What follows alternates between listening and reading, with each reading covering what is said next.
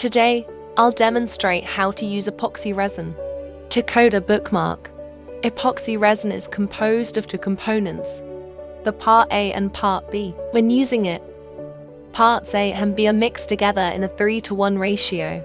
For today's project, we're preparing 20 grams of resin, which means we'll use 15 grams of Part A and 5 grams of Part B. Now let's start measuring.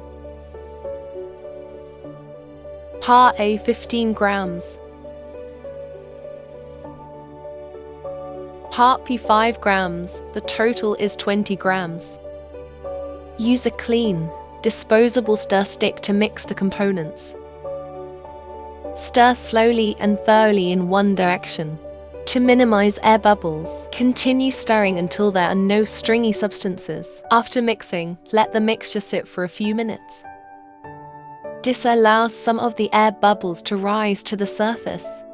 Right now the epoxy resin is ready. To ensure better results, we'll apply the epoxy resin into layers today. First, pour a thin layer from the center of the bookmark.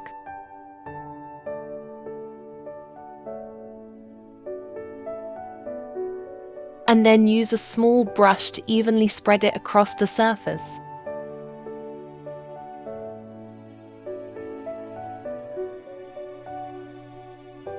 After that, let it sit for a while to allow the epoxy resin to penetrate into the colored sand, expelling the air inside the sand, to avoid bubbles forming later on. Next, pouring the second layer from the center, slightly exceeding the height of the gold wire. To prevent overflowing, use a small brush to evenly apply the resin along the edges. If necessary, you can remove bubbles by gently passing a heat gunner over the surface of the mixture. Be cautious not to overheat the resin. Cover it with a protective shield to prevent dust or pets from damaging your work. Wait for 24 hours. Once the resin has dried, your creation is completed.